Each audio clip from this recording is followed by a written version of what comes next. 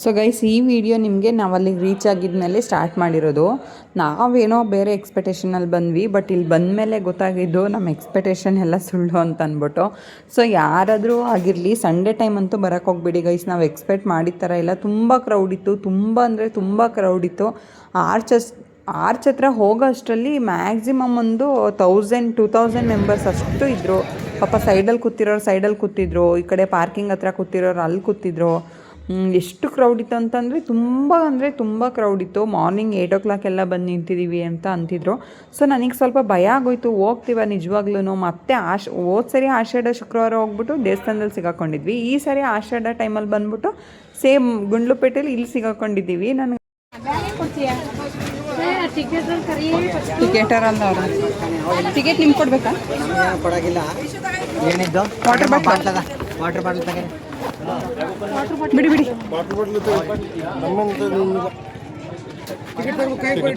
Ticket ತಗೋಬರಕ್ಕ ಸಮಕ್ಕೆ ಬನ್ನಿ.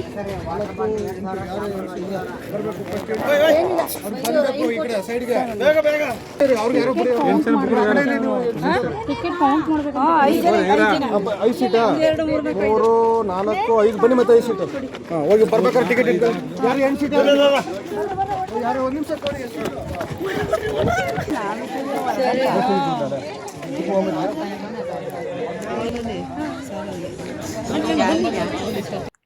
ಸಫಾರಿಲಿ ಕೂಡ ಕರ್ಕೊಂಡು ಹೋಗ್ತಿದ್ರು. ಅದಕ್ಕೆ ಪೇ ಮಾಡಿಬಿಟ್ಟು ಹೋಗಬೇಕು ಅಂತ ಅನಿಸುತ್ತೆ. ಯಾಕೆಂತಂದರೆ ಅಲ್ಲಿ ನೇಚರೆಲ್ಲ ನೋಡಬೇಕು ಅಂತ ಅಂದರೆ ಮಧ್ಯದಲ್ಲಿ ಸ್ಟಾಪ್ ಕೊಡಲ್ಲ ಬಸ್ಗಳಾದರೆ. ಬಟ್ ಸಫಾರಿಲಿ ಹೋದರೆ ಖಂಡಿತವಾಗ್ಲೂ ಸ್ಟಾಪ್ ಕೊಡ್ತಾರೆ. ಮತ್ತು ತುಂಬ ಚೆನ್ನಾಗಿ ಕೂಡ ನೋಡಬಹುದು ಅಂತಾನೆ. ಮುಂದೆ ಹೋಗಿ ಅಂತ ಹೇಳ್ತಾನೆ ಅವರೇ. ಆದರೂ ಸಮಕ ಮಾತ್ರ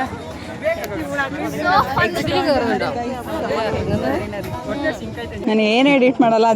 ಅದೇನೇನು ಮಾತಾಡ್ತೀರಾ ಮಾತಾಡಿ. ಒಂದು ಬಸ್ಸಿಗೆ ಹತ್ತು ಖಾಲಿ ಇರಲಿಲ್ಲ ಅಂತ ಅಂದ್ಬಿಟ್ಟು ವಾಪಸ್ ಇಳಿದು ಮತ್ತೆ ಇನ್ನೊಂದು ಬಸ್ಸಿಗೆ ಹತ್ಕೊಂಡು ಹೋದ್ವಿ. ಆದರೂ ಈ ವಿಡಿಯೋ ಮಾಡಬೇಕಾದ್ರೆ ನನಗನ್ಸಿದ್ದು KSRTC ಡ್ರೈವರ್ಗಳು ಎಷ್ಟು ಬ್ರಿಲಿಯಂಟ್ ಇರ್ತಾರೆ ಅಂತಂದರೆ, ಅಷ್ಟು ಗ್ಯಾಪಲ್ಲಿ 2 ಬಸ್ನ ಓಡಿಸ್ತಾಯಿದ್ರು. ನನಗಂತೂ ಅಮೇಝಿಂಗ್ ಅಂತ ಅನ್ನಿಸ್ತು. ಕೆಳಗಡೆ ಇದ್ದಾಗ ಕ್ಲೈಮೇಟೇ ಬೇರೆ ಥರ ಇತ್ತು, ಮೇಲ್ಗಡೆ ಬಂದಮೇಲೆ ಕ್ಲೈಮೇಟೇ ಒಂಥರ ಚಳಿ ಅಂತ ಅನ್ನಿಸ್ತಾಯಿತ್ತು. ಗೈಸ್, ಯಾರೂ ಮಿಸ್ ಮಾಡ್ಕೋಬೇಡಿ.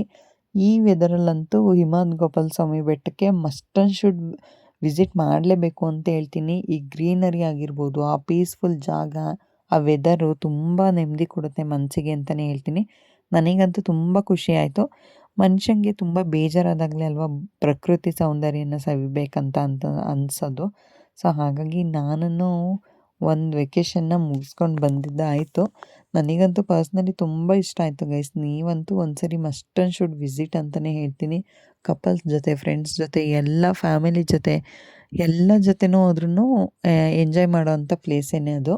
ಬಟ್ ನಾವು ಹೋದಾಗ ಪ್ರಸಾದ ಏನು ಕೊಡ್ತಾ ಇರಲಿಲ್ಲ. ನಿಮಗೇನೆ ತೋರಿಸ್ತೀನಿ ನೆಕ್ಸ್ಟ್ ವ್ಲಾಗಲ್ಲಿ. ಬಟ್ ನನ್ನ ಫ್ರೆಂಡ್ ಲಾಸ್ಟ್ ಟೈಮ್ ಹೋದಾಗ ಪ್ರಸಾದ ಕೊಡ್ತಾ ಇರ್ತಾರೆ ಅಂತ ಅಂದರು. ಅದೇ ಹೇಳ್ಕೊಂಡು ಕರ್ಕೊಂಡು ಹೋಗಿದ್ದೆ. ಈ ಪ್ಲೇಸಿಗೆ ಹೋಗಬೇಕು ಅಂತ ಅಂದ್ಬಿಟ್ಟು ಹಠ ಮಾಡಿ ಕರ್ಕೊಂಡು ಹೋಗಿದ್ದೆ ನಾನು, ಅಮ್ಮ ಮತ್ತು ಸಮಕ್ಕಂಗೆ. ಅವ್ರಿಗೆ ಬರೋಕ್ಕೆ ಇಂಟ್ರೆಸ್ಟ್ ಇರಲಿಲ್ಲ ಇಲ್ಲಿಗೆ. ಅಲ್ಲ, ನಾವು ಹೊರಡೋದು ಲೇಟ್ ಅಲ್ವಾ, ನಿಧಾನಕ್ಕೆ ನೋಡ್ಕೊಂಡು ಹೆಂಗೈತಾಗ ಎಕ್ಸ್ಪೀರಿಯನ್ಸ್ ಸಾಕಾಗಿದೆ. ವೆದರ್ ಕೆಳಗಡೆಗೂ ತುಂಬ ಡಿಫ್ರೆನ್ಸ್ ಐತಲ್ವಾ. ನಾವೇನೋ ಬೇರೆ ಥರನೇ ಅಂತ ಅಂದ್ಕೊಂಡು ಹೋದ್ವಿ. ಫುಲ್ ಎಂಜಾಯ್ ಮಾಡ್ಬೋದು, ಕ್ರೌಡ್ ಜಾಸ್ತಿ ಇರಲ್ಲ ಅಂತ ಅಂದ್ಬಿಟ್ಟು. ಗೈಸ್, ನಮ್ಮಂತರ 1000 ಜನ. ಅಲ್ಲಿ ಏನೋ ಒಂಥರ ಮುಜುಗರ ಆಗ್ತಿತ್ತು ಫೋಟೋಸು ವೀಡಿಯೋಸ್ ಮಾಡ್ಕೊಳ್ಳೋಕ್ಕೆ. ಮತ್ತು ಕ್ಲೈಮೇಟ್ ಕೂಡ ತುಂಬ ಚೆನ್ನಾಗಿತ್ತು. ನನ್ನ ಫ್ರೆಂಡ್ ಆಮೇಲೆ ಫೋನ್ ಮಾಡಿ ಹೇಳಿದರು, ಒಂದು ಸರಿ ಮಳೆ ಬಂದು ಹೋಯ್ತು ಅಂತಂದರೆ ಫುಲ್ ಫಾಗ್ ಸ್ಟಾರ್ಟ್ ಆಗುತ್ತೆ, ಸಖತ್ತಾಗಿರುತ್ತೆ ಅಂತ. ಕ್ಲೈಮೇಟ್ ಕೆಳಗಡೆ ಫುಲ್ಲು ಬಿಸಿಲು, ನಿಂತ್ಕೊಳ್ಳೋಕೆ ಆಗ್ತಾಯಿಲ್ಲ ಕ್ಯೂನಲ್ಲಿ, ಅಷ್ಟು ಬಿಸಿಲಿತ್ತು. ಬಟ್ ಮೇಲೆ ಬಂದ ತಕ್ಷಣ ಕ್ಲೈಮೇಟೇ ಚೇಂಜ್ ಆಗೋಯ್ತು. ನನಗೆ ನಿಜವಾಗ್ಲೂ ಆಶ್ಚರ್ಯ ಆಗೋಯ್ತು. ತುಂಬ ಚಳಿ ಅಂದರೆ ಚಳಿ. ನಾನು ಜರ್ಕಿನ್ ತಂದಿದ್ರೂ ಹಾಕ್ಕೊಂಡೇ ಇರಲಿಲ್ಲ. ಸಮಕ ಅಯ್ಯೋ ಈ ಕ್ಲೈಮೇಟಿಗೆ ನಾವು ಜರ್ಕಿನ್ ರೈನ್ಕೋಟ್ ಎಲ್ಲ ಬಿಟ್ಟು ಬಂದ್ವಲ್ಲ ಆ ಥರ ಯೋಚನೆ ಮಾಡ್ತಾಯಿದ್ರು. ಬಟ್ ಸಖತ್ತಾಗಿತ್ತು ಗೈಸ್. ನನಗಂತೂ ತುಂಬ ಖುಷಿ ಆಯಿತು. ಆಮೇಲೆ ನನ್ನ ಮೈಂಡಲ್ಲಿ ಬಂದಿದ್ದು ಒಂದು ಥಾಟ್, ಇಷ್ಟೊಂದು ಜನ ಇಲ್ಲಿಗೆ ಹೆಂಗೆ ಬಂದರು ಇಷ್ಟು ಬೇಗ? ಎಷ್ಟು ಕ್ಯೂ ಇದೆ ಅಂದರೆ, ಕೆಳಗಡೆ ಎಷ್ಟು ಜನ ಇದ್ದಾರೋ ಮೇಲ್ಗಡೆನೂ ಅಷ್ಟೇ ಜನ ಇದ್ದಾರೆ. ಆಲ್ರೆಡಿ ದೇವಸ್ಥಾನದೊಳಗಡೆ ಎಂಟ್ರ್ ಆಗೋಕ್ಕೆ ಕ್ಯೂ ಸಿಸ್ಟಮ್ ಸ್ಟಾರ್ಟ್ ಆಗಿಬಿಟ್ಟಿತ್ತು. ಸೊ ನನಗೆ ಅಯ್ಯೋ ಇಲ್ಲೇ ಮನಸ್ಸಿಳೆ ಬಿದ್ದಾಯಿತು. ಅಯ್ಯೋ ಯಾಕಪ್ಪ ಇಲ್ಲೂ ಕ್ಯೂ ಅಲ್ಲೇ ನಿಂತ್ಕೊಂಡು ಹೋಗ್ಬೇಕಾ ಅಂತ ಅಂದ್ಬಿಟ್ಟು. ಸೊ ಅಲ್ಲಿ ಹೆಂಗೆ ಬಂದ್ವಿ ಅಂತ ಅಂದರೆ ನಿಜವಾಗ್ಲೂ ಸಮಕನ್ನ ಒಪ್ಕೊಳ್ಳೇಬೇಕು. ಯಾಕೆ ಅಂತಂದರೆ ನಾವು ಇವತ್ತು ಮೇಲೆ ಬರೋಕ್ಕೆ ಆಗ್ತಿರ್ಲಿಲ್ಲ. ಮ್ಯಾಕ್ಸಿಮಮ್ 3-4 ಅವರ್ಸೇ ಬೇಕಾಗಿತ್ತು, 3-4 ಅವರ್ಸ್ ಬೇಕಾಗಿತ್ತು. ಬಟ್ ಆದರೆ ಸಮಕ ಮಾಡಿದ ಕೆಲಸದಿಂದ ನಾವು ಬೇಗ ಮೇಲೆ ಬಂದ್ವಿ.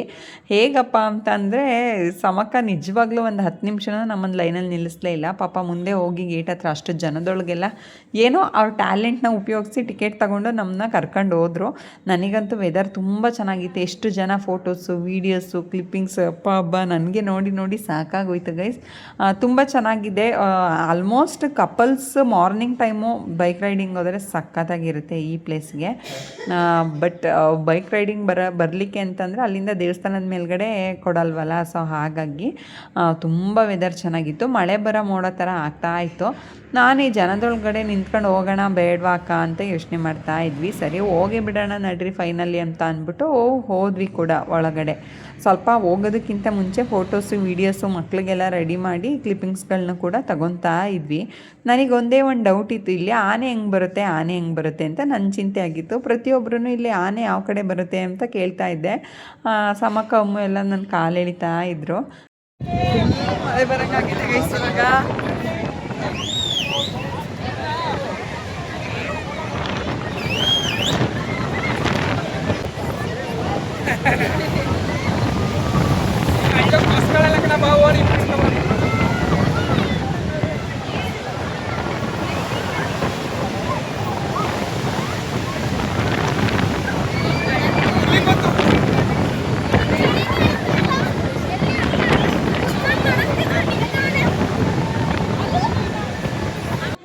ಮಳೆ ಬಂದಾಗ ಅಲ್ಲಿ ನಿಂತ್ಕೊಳ್ಳೋಕೆ ಯಾವುದೋ ಪ್ಲೇಸ್ಗಳು ಆ ಥರ ಏನೂ ಇಲ್ಲ ಗೈಸ್. ಅಲ್ಲೊಂದು ತೇರು ನಿಲ್ಲಿಸಿರ್ತಾರೆ, ಅಲ್ಲಿಗೆ ಎಷ್ಟು ಜನ ಅಂತ ತುಂಬಕ್ಕಾಗುತ್ತೆ, ಸಾವಿರಾರು ಜನ ಇರ್ತಾರೆ.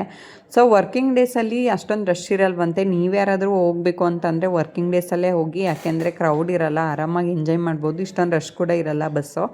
ಬಟ್ ಬಸ್ ಫೆಸಿಲಿಟೀಸ್ ಗುಡ್ ಅಂತಲೇ ಹೇಳ್ಬೋದು.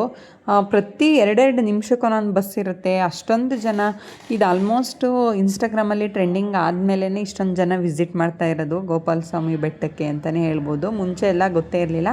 ಅಲ್ಲಿಂದ ಕೆಳಗೆ ಬಂದ ತಕ್ಷಣ ನಮಗೆ ಫೀಲ್ ಲೈಕ್ ಹೆಂಗಾಗ್ತಾಯಿತ್ತು ಅಂತ ಅಂದರೆ ಕಿವಿಯೆಲ್ಲ ಮುಚ್ಕೊಂಡಂಗೆ ಒಂಥರ ಕೋಲ್ಡ್ ಆಗಿರೋ ಥರ, ಪೇಷಂಟ್ ಥರ ಅಂತ ಅನ್ನಿಸ್ತಿದ್ವಿ. ಯಾಕೆಂದರೆ ಅವಾಗ ನಮಗೆ ಟೆಂಪ್ರೇಚರ್ ಒಂಥರ ವೇರಿಯೇಷನ್ ಆಯ್ತಲ್ಲ. ಸೊ ಹಾಗಾಗಿ ಬಿಸಿಯಾಗಿ ಏನಾದರೂ ತಿನ್ನೋಣ ಅಂತ ಅಂದ್ಬಿಟ್ಟು ಉದ್ದಕ್ಕೂ ತಿನ್ಕೊಂಡು ಹಾಗೆ ಬಂದ್ವಿ.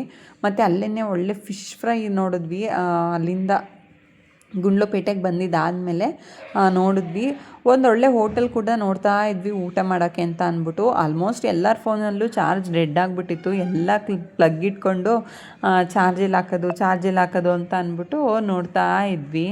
ಆ್ಯಂಡ್ ಹುಡ್ಕೊಂಡು ಹೋಗ್ತಾನೆ ಇದ್ವಿ. ನಾನು ಬಸ್ ಸ್ಟಾಪಲ್ಲಿ ಹಾಕೋಣ ಅಂದ್ಕೊಂಡೆ, ಅಷ್ಟೊತ್ತಿಗೆ ಊಟಕ್ಕೆ ಹೋಗಿ ಬಂದ್ಬಿಟ್ಟು ಹಾಕ್ಬಿಡೋಣ ಅಂತ ಅಂದರು. ಸೊ ಹೋಟೆಲ್ ಉದ್ಯಮ್ ಭವನ್ಗೆ ಊಟಕ್ಕೆ ಅಂತ ಹೋಗ್ತಾ ಇದ್ವಿ. ಯಾಕೆಂದರೆ ತುಂಬ ಜನ ಅಲ್ಲೇ ಪ್ಲೇಸ್ ನಿಯರೆಸ್ಟ್ ಆಗಿದ್ದರಿಂದ ಬಸ್ ಸ್ಟಾಪಿಂದ ಎದುರುಗಡೆನೆ ಹೋಟೆಲ್ ಚೆನ್ನಾಗಿತ್ತು ಅಂತ ಅನಿಸುತ್ತೆ.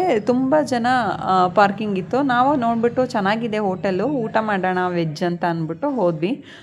ಊಟದ ವಿಷಯದಾಗಿ ಚೆನ್ನಾಗಿ ಇತ್ತು. ಮಶ್ರೂಮ್ ಬಿರಿಯಾನಿನ ಟ್ರೈ ಮಾಡಿದ್ವಿ. ಈ ಹೋಟೆಲಲ್ಲೇ ಎಲ್ಲ ಫೋನ್ಗಳನ್ನ ಚಾರ್ಜ್ ಕೊಟ್ಬಿಟ್ವಿ. ಯಾಕೆಂದರೆ ಮತ್ತೆ ನಾವು ಇನ್ನೂ 4 ಅವರ್ಸ್ ಜರ್ನಿ ಇದೆ, ಗುಂಡ್ಲುಪೇಟೆಯಿಂದ ಮೈಸೂರಿಂದ ಹೊಳೆನರಸೀಪುರ.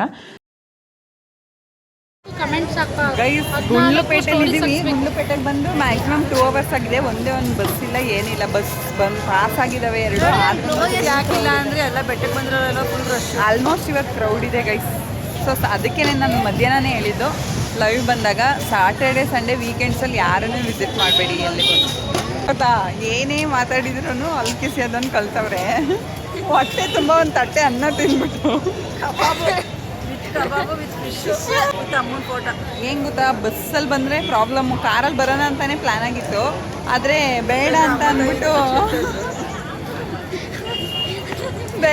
ಅಂದ್ಬಿಟ್ಟು ಬಸ್ಸಲ್ಲಿ ಬಂದಿದ್ದ ಸಲುವಾಗಿ ನೋಡಿ ಈ ಥರ ಆಗಿದೆ ಕತೆ.